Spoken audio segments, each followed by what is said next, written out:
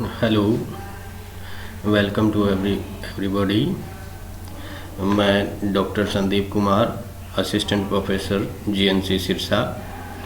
आज मैं आपके साथ हमारे बीए थर्ड ईयर का सेमेस्टर 5 का पेपर इंटरनेशनल रिलेशंस शेयर करने वाला हूँ। इस इंटरनेशनल रिलेशंस जब हम पढ़ते हैं तो हमें बहुत सारी बातों का ध्यान रखना पड़ता है और हमें विश्व के जो विभिन्न देश हैं उनकी लोकेशन के बारे में भी हमें थोड़ा सा ज्ञान होना चाहिए, थोड़ा सा नॉलेज होना चाहिए, ताकि हम अंतर्राष्ट्रीय रिलेशंस को या इंटरनेशनल रिलेशंस को अच्छी तरह से समझ सकें।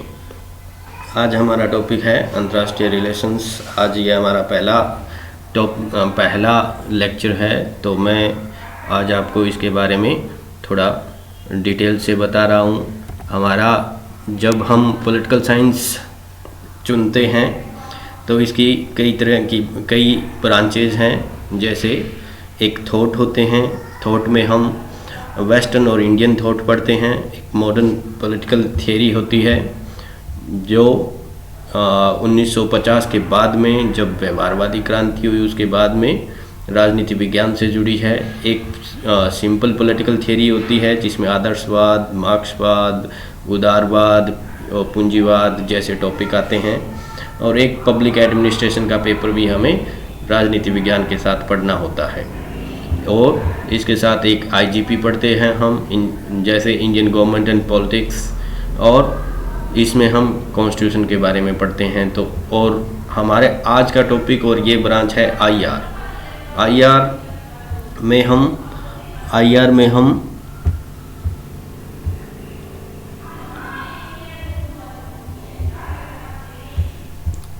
में हम इंटरनेशनल रिलेशंस के बारे में पढ़ते हैं। कैसे एक देश के या एक कंट्री के दूसरे कंट्री के साथ रिलेशंस होते हैं, इस बारे में हम आईआर में पढ़ते हैं। अब आईआर और अंतर्राष्ट्रीय राजनीति दो शब्दावली हमारे यहाँ चलती है, तो मैं आपको इसमें दोनों में थोड़ा सा फ़र्क बता देता हूँ। आईआर में हम इंटरनेशनल रिलेशंस में दो देशों के या कई देशों के या कई संगठनों के, कई समूहों के आपसी जो सभी तरह के संबंध होते हैं, जैसे सांस्कृतिक, आर्थिक, राजनीतिक और सामाजिक, सभी तरह के संबंधों के बारे में पढ़ते हैं। और अंतर्राष्ट्रीय राजनीति में सिर्फ हम कोशिश करते हैं कि सिर्फ हमारे केवल राजनीतिक संबंध ही हम पढ़ें। अब मैं उसी तरह ब्रांचेज जो जैसे पब्लिक लॉ है, ये पब्लिक लॉ है, ये हम पढ़ते हैं पॉलिटिकल साइंस में ही।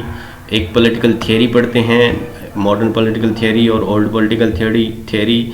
इंटरनेशनल रिलेशंस पढ़ते हैं, पब्लिक एडमिनिस्ट्रेशन पढ़ते हैं, पॉलिटिकल फिलोसफी पढ़ते हैं, पॉलिटिकल डायनेमिक्स पढ़ते हैं, और कंपैरेटिव पॉलिटिक्स, यानी कई देशों के जो राजनीतिक ढांचा है या यूँ कहें सरकारी ढांचा है, उनकी संसदात्मक व्यवस्था है या उनमें अध्यक्षात्मक व्यवस्था है, तो उनकी कॉम्परेटिव स्टडी हम इसमें करते हैं। तो ये हमारी पॉलिटिकल साइंस की ब्रांचेज थी जिसको हमने देखा। अब हमारा अंतर्राष्ट्रीय, जब हम आज आईआर पढ़ रहे हैं तो हमारा आज इसका सिलेबस थोड़ा सा देख लेते हैं। यहाँ मैंने एक पीपीटी बनाई है सिलेबस की। जैसे फर्स्ट यूनिट है, फर्स्ट यूनिट में हम आईआर की डेफिनेशंस यानी परिभाषा, आईआर की परिभाषा पढ़ेंगे। साथ में इसकी नेचर, प्रकृति पढ़ेंगे, स्कोप, क्षेत्र पढ़ेंगे, और डेवलपमेंट ऑफ इंटरनेशनल रिलेशंस की आज तक अंतर्राष्ट्रीय संबंधों का विकास कैसे हुआ है, और उनकी स्वायत्तता के बारे में डिबेट करेंगे कि अंतर्राष्ट्रीय संबंधों की स्वायत्तता कैसे होती है, क्या वो उनमें स्वतंत्रता होती है, इस बारे में हम फर्स्ट यूनिट में पढ़ेंगे। फिर हमारी आती है दूसरी unit, second unit. Second unit में हम अप्रोचेज पढ़ेंगे, अंतर्राष्ट्रीय रिलेशंस में कौन कौन सी अप्रोचेज काम करती है, जैसे आइडियलिस्टिक अप्रोच, रियलिस्टिक अप्रोच और system and Marxist Leninist approach, यानी मार्क्सवादी लेनिनवादी अप्रोच हम पढ़ेंगे। तो इस तरह आगे नेशनल पावर के बारे में पढ़ेंगे, उसके एलिमेंट क्या है, उसकी डेफिनेशन क्या है, उसकी लिमिट क्या है, और अंतर्राष्ट्रीय लॉ, यानी जैसे किसी राष्ट्र में को रेगुलराइज करने के लिए कानून बने होते हैं, उसके नागरिकों को निर्देशित करने के लिए कानून बने होते हैं, उसी तरह अंतर्राष्ट्रीय राजनीति में भी कि देशों के व्यवहार को रेगुलराइज करने के लिए इंटरनेशनल लॉ बना हुआ है। तो ये एक तरह से लिमिट होती है लिमिट होती है नेशनल पावर की। उसी तरह इंटरनेशनल मॉरलिटी, यानी कि जो अंतर्राष्ट्रीय नैतिकता है वो भी एक तरह से लिमिट का काम करती है। एंड वर्ल्ड पब्लिक ओपिनियन, यानी विश्व जनमत है, वो भी अंतर्राष्ट्रीय संबंधों को बहुत हद तक और नेशनल पावर को बहुत हद तक लिमिट में रखता है। जैसे आपको पता ही है, अमेरिका वियतनाम युद्ध में जब वियतनाम में अमेरिका की फौजें फंसी थी, तब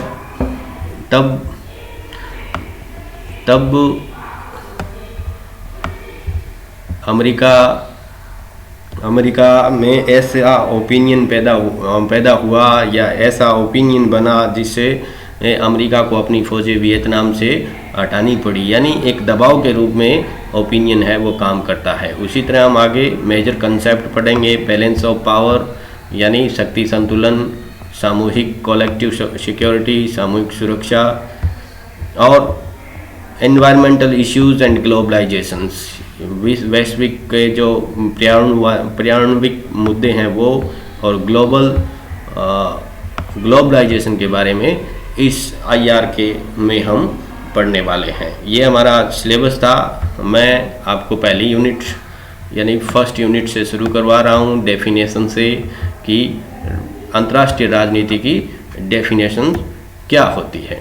सबसे पहले आपको पता ही है कि अंतर्राष्ट्रीय राजनीति मानवीय व्यवहार का एक व्यवहारिक पक्ष है, जिसके आधार पर एक व्यक्ति या एक समाज अपना प्रभुत्व अन्य संबंधित मनुष्यों पर या समाजों पर कायम करना चाहता है। मानवीय संबंधों के दायरों के आधार पर इस प्रक्रिया का स्वरूप व क्षेत्र विकसित होता है, जिससे हम क्षेत्रीय राजनीति, यानी यदि क्षेत्र थोड़ा होगा, छोटा क्षेत्र होगा तो क्षेत्रीय राजनीति होगी, या फिर राष्ट्रीय राजनीति, यानी भारत के अंदर ही कोई व्यक्ति दूसरे व्यक्ति या कोई समूह दूसरे समूह के संबंधों को प्रभावित करता है तो वो एक राष्ट्रीय राजनीति होती है, और उसी के अंतर्गत हम उसे समझने का प्रयास करते हैं। उसी तरह जब व्यक्ति या समूह या फिर कई समाज के लोग या फिर समाज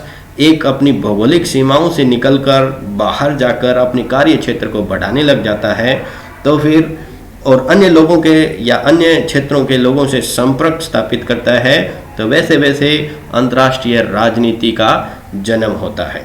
आपको पता ही है कि हर व्यक्ति की तरह हर राष्ट्र के हित होते हैं और वो उन्हें पूरा करना चाहता है। वो एक तरह की दौड़ होती है जिसमें वो सबसे आगे निकलना चाहता है, और वो हित कैसे पूरे किए जा सकते हैं, इसके लिए अंतर्राष्ट्रीय राजनीति की भूमिका बहुत ज़्यादा होती है। फॉर एग्जाम्पल एक रेस है, उसमें 8 प्रतिभागी भाग ले रहे हैं, और जैसे ही रेस स्टार्ट होने की विसल बजती है, सारे प्रतिभागी दौड़ना शुरू करते हैं, और सभी का एक कॉमन हित है कि सबसे आगे पहुंचकर रेस को जीतना है।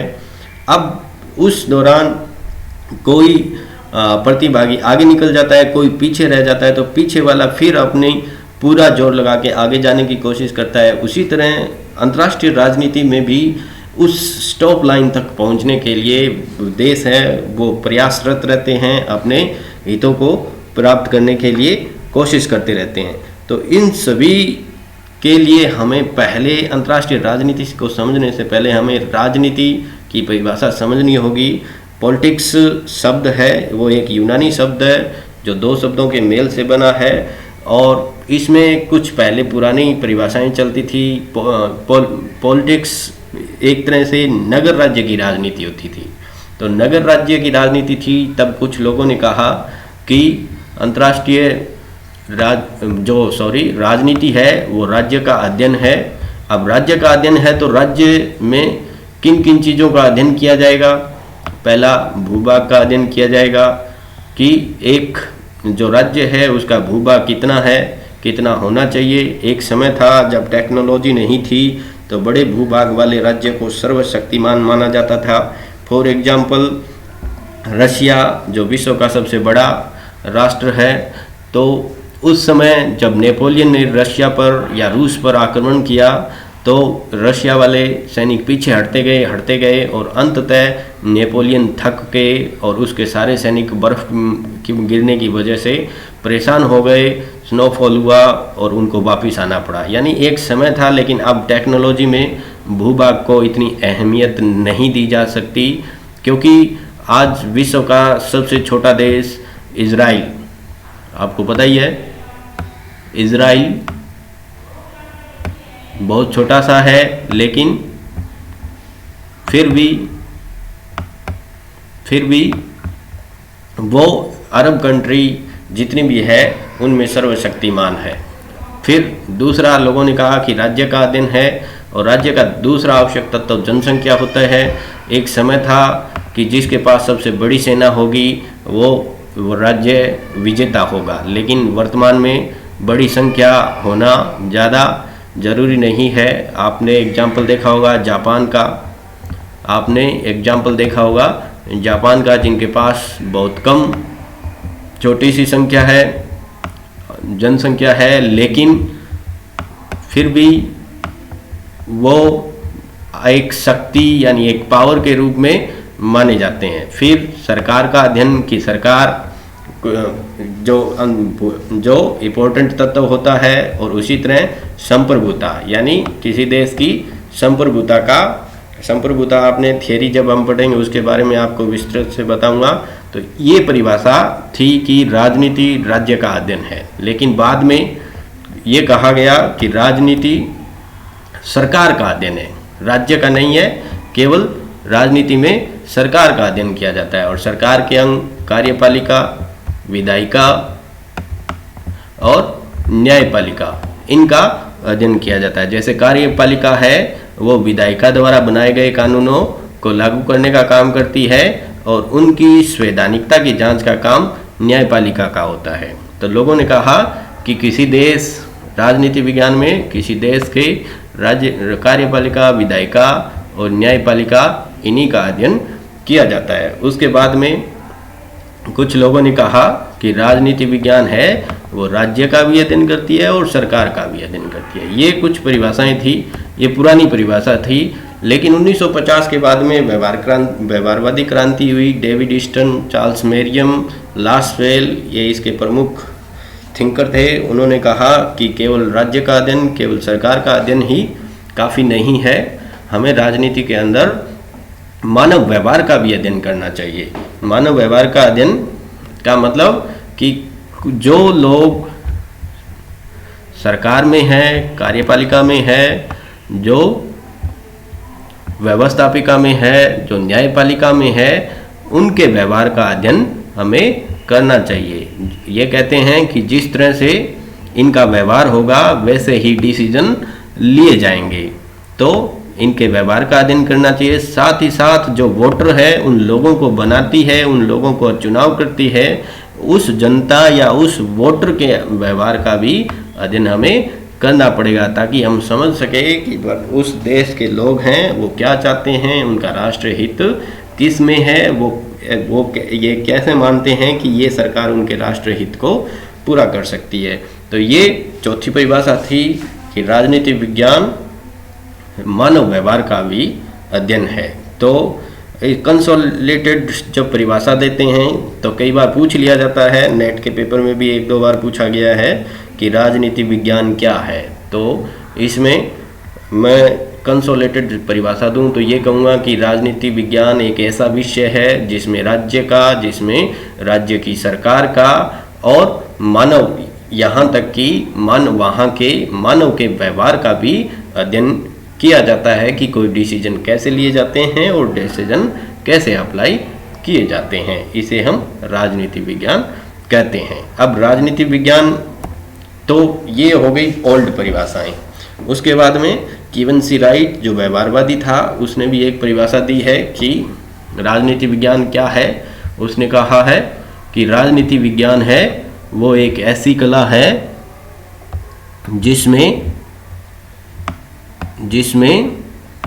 जिसके द्वारा बड़े गुटों अथवा समूह को प्रभावित, नियोजित या नियंत्रित करके कोई समूह दूसरे समूह के विरोध के बावजूद, ये देखो, विरोध के बावजूद अपना स्वार्थ सिद्ध करता है। तो कहने का मतलब एक ऐसी कला है जिसमें बड़े गुटों समूह को प्रभावित किया जाता है एक कला के द्वारा। कला कोई जादू की कला नहीं है, बल्कि अपने टैक्टिस से, अपने निर्णयों से नियोजित किया जाता है। कैसे उसको अपने अकॉर्डिंग हम नियोजित कर सकते हैं, रेगुलराइज कर सकते हैं, और कैसे उसको कंट्रोल करते हैं। और फिर जब वो नियोजित हो जाता है या हमसे प्रभावित हो जाता है तो फिर हम, चाहे हमारे दूसरे समूह है वो विरोध करें, फिर भी हमारा स्वार्थ सिद्ध हो जाता है। यानी जो हम चाहते हैं वो हमें प्राप्त हो जाता है। यानी हमारे जो हित हैं वो हमें मिल जाते हैं। तो मेरा कहने का मतलब कि अपने, या फिर कीवन सी राइट का कहने का मतलब कि अपने स्वार्थ सिद्ध करने के लिए दूसरों को प्रभावित करने की कला या दूसरों को नियंत्रण करने की कला को हम राजनीति कहते हैं। उसी तरह एक परिभाषा शेल्डन एस वॉलिस ने दी है, जिसमें उन्होंने कहा है कि राजनीति ऐसे लगातार प्रयासों की एक प्रक्रिया है जिसका, यानी ऐसे प्रयास जो लगातार चलते रहते हैं। तो ऐसे लगातार चलने वाले प्रयासों की एक प्रक्रिया है जिसका उद्देश्य दूसरों के साथ ऐसे संबंध की स्थापना करना है जो हमारे पक्ष में सर्वाधिक उपयोगी सिद्ध हो सके। यानी ऐसा एक बार प्रयास नहीं है, बल्कि बार बार ऐसे प्रयासों की प्रक्रिया है जिससे हम दूसरों के साथ ऐसे संबंध स्थापित करें जो हमारे लिए उपयोगी हो, हमारे लिए हानिकारक न हो। यानी एक व्यक्ति दूसरे व्यक्ति के साथ, जो चाहे हमारे समाज में हो या हमारे परिवार में हो या फिर हमारे गांव में हो या फिर हमारे देश में हो, एक व्यक्ति दूसरे व्यक्ति के साथ ऐसे संबंध स्थापित करने का प्रयास करता रहता है जिससे उसको ज़्यादा से ज़्यादा लाभ हो सके। और इस प्रक्रिया में संघर्ष स्वतः ही निहित होता है। यानी संघर्ष का होना जरूरी है, संघर्ष होना बहुत जरूरी है, क्योंकि आप जैसा चाहते हो वैसे दूसरा करे ये जरूरी नहीं, और वो करता है तो वो तीसरे के पक्ष में हो या न हो। तो हो सकता है कि जिससे आप कुछ करवा रहे हो तो उसके पास वाला पड़ोसी या फिर उसके परिवार का व्यक्ति किसी भी तरह के संघर्ष आपके साथ पैदा कर सकता है। यानी संघर्ष होगा तो ही हम राजनीति कह सकते हैं। सिंपल, हालांकि ये जरूरी भी नहीं है, संघर्ष योग कई जगह सहयोग भी होता है, फिर भी संघर्ष को हम एक इम्पोर्टेंट वस्तु या फिर एक इम्पोर्टेंट फैक्टर मान सकते हैं। ये थी राजनीति की परिभाषा। अब हमें देखना है अंतर्राष्ट्रीय राजनीति।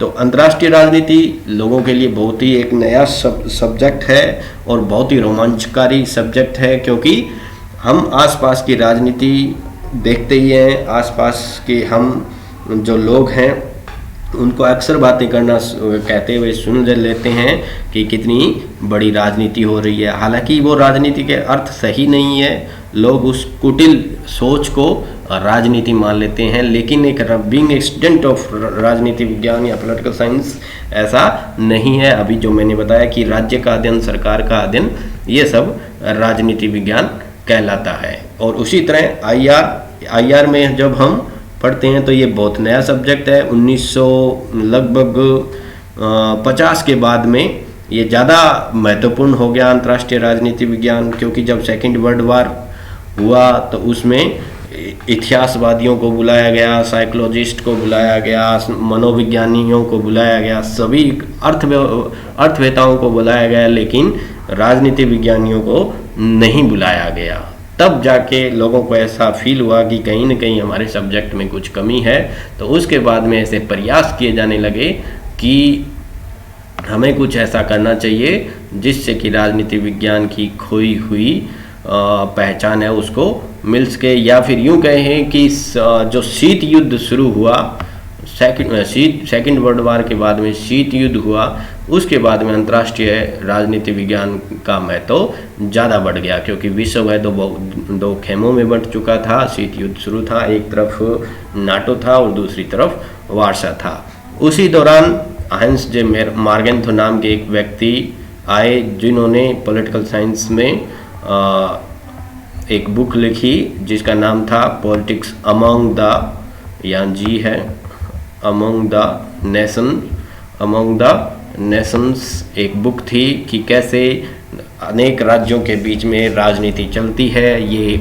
और इन्हीं के बाद में राजनीति विज्ञान में जो यथार्थवादी अप्रोच है उस पर ज़्यादा जोर दिया जाने लगा। लोग ये भी कहते हैं कि मार्गेंथो और यथार्थवादी एक दूसरे के पर्यायवाची हैं, यानी आप मार्गेंथोवाद बोल दो या यथार्थवाद बोल दो, लोग उसको यथार्थवादी समझेंगे। तो इन्होंने एक परिभाषा दी कि राष्ट्रों के मध्य शक्ति के लिए संघर्ष और उसका प्रयोग ही अंतर्राष्ट्रीय राजनीति कहलाता है। यानी जो राष्ट्र हैं उनका आपस में शक्ति प्राप्त करने के लिए जो संघर्ष है और उसका जो प्रयोग है, उससे मान लो शक्ति प्राप्त कर ली तो उसका वो जो प्रयोग कहते हैं उसी को हम अंतर्राष्ट्रीय राजनीति विज्ञान कहते हैं।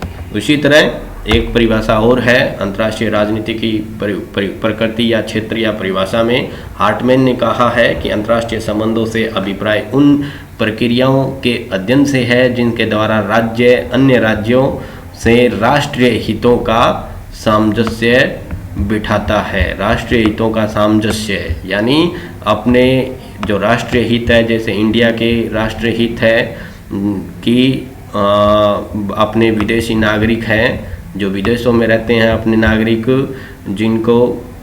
जिनकी सुरक्षा करना, और भारत के पक्ष में जो वर्तमान सिनेरियो है वो भारत के पक्ष में रखना। जैसे आजकल भारत और चीन के कन्फ्लिक्ट चल रहे हैं, तो ऐसे में अपने पक्ष में ज़्यादा से ज़्यादा राष्ट्रों को रखना भारत का हित है। और लोगों को ये बताना कि चीन भारत के साथ सही नहीं कर रहा है, तो ये राष्ट्रीय हित है। तो इनका सामंजस्य बिठाने की प्रक्रियाओं का अध्ययन ही अंतर्राष्ट्रीय संबंध है, ये हार्टमैन ने कहा है। उसी तरह जब हम आगे बढ़ते हैं तो फेलिक्स ग्रास की एक परिभाषा है जो काफ़ी फेमस है, कई बार पेपर में पूछ भी ली जाती है। फेलिक्स ग्रास कहता है कि अंतर्राष्ट्रीय राजनीति वास्तव में राष्ट्रों के मध्य विदेश नीतियों का अध्ययन ही है। यानी जो विदेश नीति होती है किसी राष्ट्र की, उसी तरह अन्य राष्ट्रों की विदेश नीति का अध्ययन करना ही अंतर्राष्ट्रीय राजनीति है। जैसे भारत की विदेश नीति और अमेरिका की विदेश नीति के साथ सामंजस्य या फिर उनके साथ एक रूपता या उनके साथ कैसे भारत के अमेरिका के संबंध रहे हैं, कैसी विदेश नीति रही है, उनका अध्ययन करना ही अंतर्राष्ट्रीय राजनीति है। इन सभी को हमारे जो प्रभुदत्त शर्मा है, राजस्थान विश्वविद्यालय के थे ये, इन्होंने